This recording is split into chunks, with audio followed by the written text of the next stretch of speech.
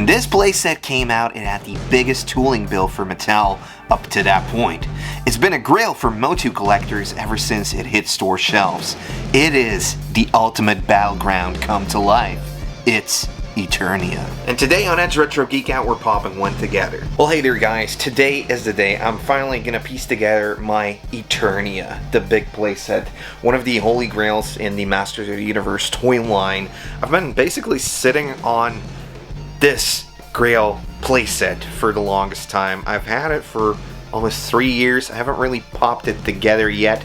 It's supposed to be complete. Now, this is one of the biggest playsets that Mattel put out in 1986. Start developing it over in 1985. As you can see on the imprint of the plastic for this playset, this one came out of Italy, and you can see the mark of 1985 on there.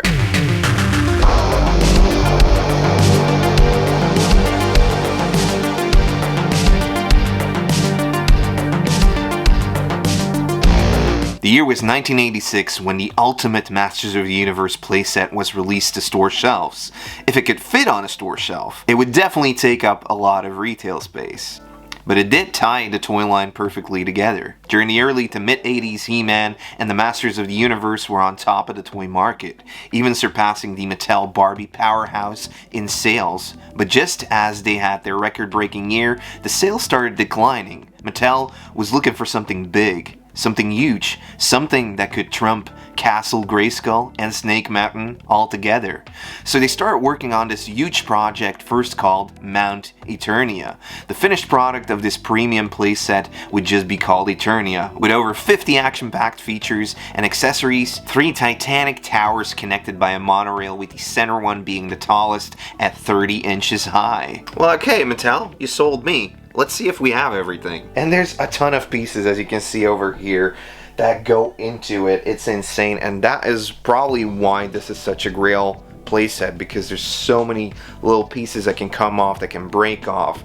The rails on the monorail part here, these are original. These are just as I bought them off of my buddy, who I've known for over 15 years now. Visiting his collection is basically what made me want to create a collection like this in my room, and I was able to buy this Eternia playset off of him. It came out of a 2-pack box. On one side you have this little ode to Snake Mountain, the other side more connects to Castle Grayskull. But this is Eternia. This is the world where Master of the Universe took place. So, I mean, I'm excited. I hope I don't break anything.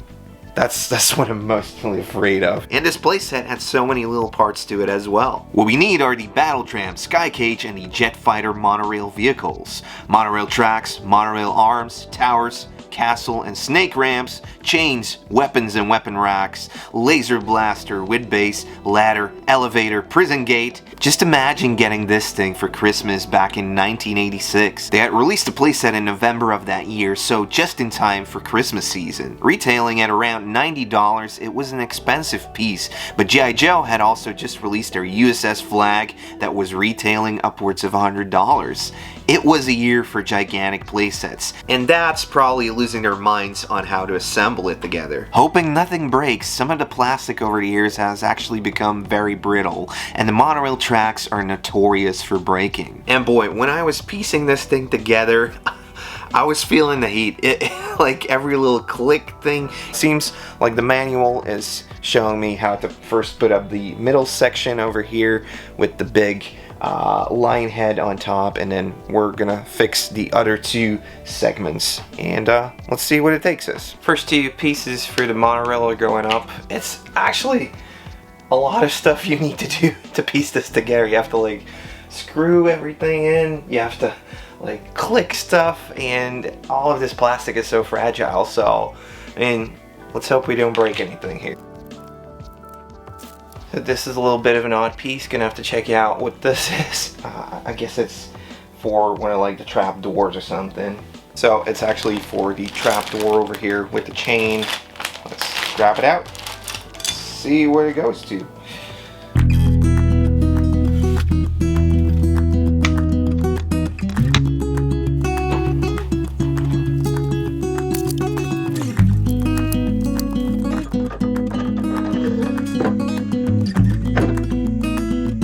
Next up, we're gonna need to do the chains around the snake over here, the snake mountain. You know, we have this chain over here, which is, I think, like the same chain that's used for Dragon Blaster Skeletor, so that's pretty cool. Then we have this cool looking ladder that also goes to the Viper Tower, so over here, check that out. How easily could something like this get lost, honestly? It's intense, but as it's coming together, it actually looks smaller than I expected. I expected it to be a little bit bigger. Then again, I mean, it already fit the whole showcase thing over here, so I mean, we're pretty packed over there. So as I'm piecing this thing together, I'm checking out if I have everything. I'm checking if everything's still in order, because this playset used to belong to a friend of mine, and he had pieced it together. He had already showcased it over in his collection, and he said, like, let's not, you know, disconnect it because it can so easily break. And then I bought it, so we had to disassemble it, and hopefully nothing broke back then. That's why we kept the tracks together, because I mean, like, still having the original tracks like this is a unicorn, honestly. So this stuff I've been, you know, safeguarding, keeping it like this so it couldn't break. But at the same time, it's a wonderful experience getting to see the original manual, seeing like, how does all this stuff fit together? What is this supposed to do? And where does this little plastic thing come from? What is it? Okay, so now we have the part I was most freaking out about, which is the monorail. Now we're gonna have to pop all these monorail supports onto it. So hopefully this will work. Imagine getting this as a kid and some of it would just break off. Like when you're trying to put this stuff in, it's very fragile now, but I can imagine that some of this kind of like already broke when you maybe opened it. Not sure, but there's a lot of pieces here. A lot of dads must have gotten frustrated when they bought this for their kid.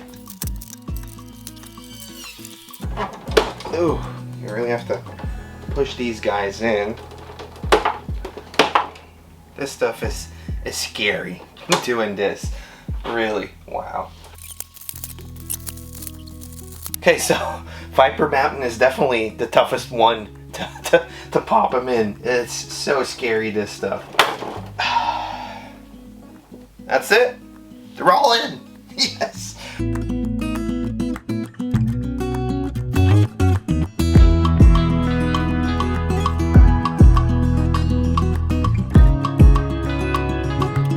Couldn't figure out what this part was for. It's also a monorail support, but this is the thing you place onto the monorail, and it allows this thing to trigger, and the trap door of the sky cage will open up through that. So finally found that out.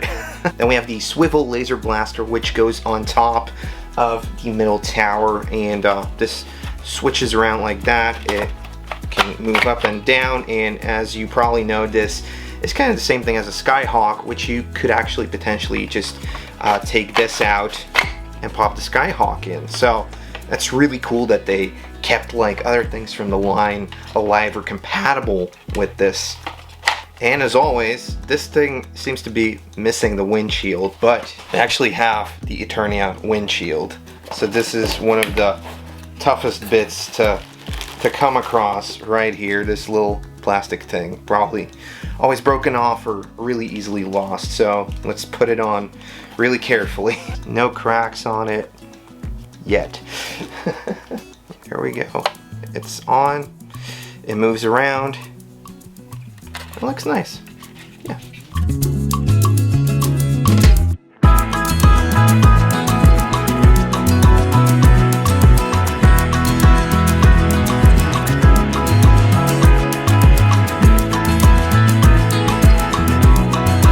Here we are, it's all done. Everything is in place, everything is where it needs to be. Now we can see if this monorail is still gonna work. Let's check it out.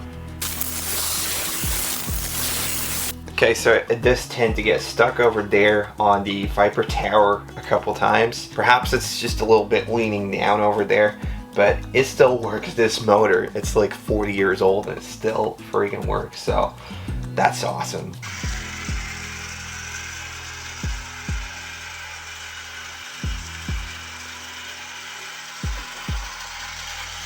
And you know, seeing it all together like this is cool, but we're gonna need to pop some figures in this display. So let's do that. Let's start popping my collection into Eternia.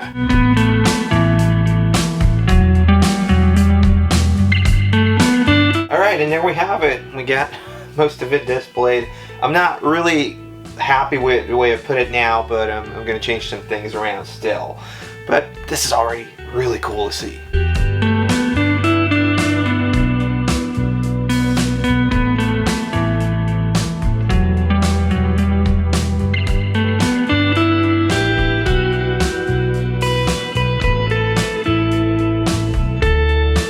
The center tower is packed with features like the guard lion that could drop its jaw but also have their arms grab you if you dare to pass the moat over the drawbridge. If you look closely at the gargoyles greeting you at the entrance, there might be a secret or maybe not. Then once you get in and past the weapon rack, there is an elevator that can take you up to the first floor where the command console is, and on the top floor you'll find the laser blaster. Or you could actually just remove the laser blaster and the platform and add your fright flyer on it, or insert the blaster hawk into the laser fighter.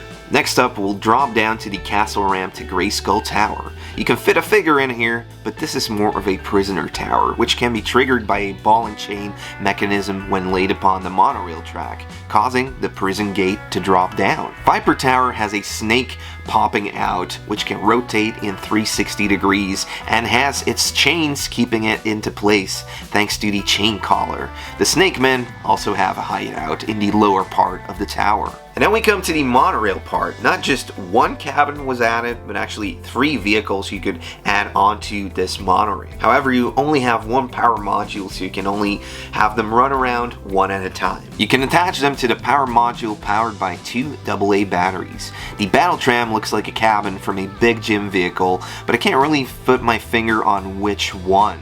You can also choose to go for the jetpack fighter and really take the battle to the skies, or you can use the sky cage for prisoner transport.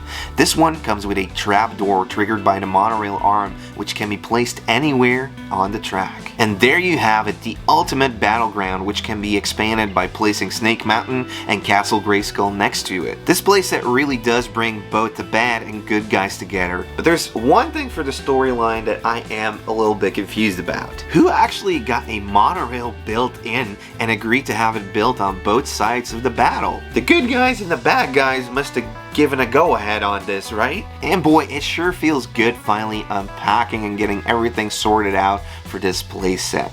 The playset is large but very open. It's actually a perfect showpiece to display your collection, but as it's so sought after by many collectors, it does demand a very high price. Luckily, the Mattel Origins line has also released their new version of the playset with a ton of extra features, Easter eggs, and it is a very good alternative. It's slightly cheaper, but it's also getting there money-wise. But those looking for the real deal, I think it's just about the history of the playset, the lure, and the reason for the playset to be created in the first place. That's what made me want to get one of these, and I couldn't be happier getting to showcase it as the centerpiece of my collection, where it belongs. So what are your memories of Eternia, the playset? Did you ever see it in stores? Did you have one? Did you know a kid that actually acquired one back in the day? Did you own one as a kid or maybe as a collector? Leave it down in the comments below, please. That's gonna be it for this video, guys. Thanks so much for watching. If you like more 80s and 90s toy videos, then please subscribe to the channel. And if you'd like to do more to support the channel, you can always leave a thumbs up on the video or check out what we have in our memberships or Patreon. Thank you guys so much for watching, and I hope to see you next week in an all-new video. Bye!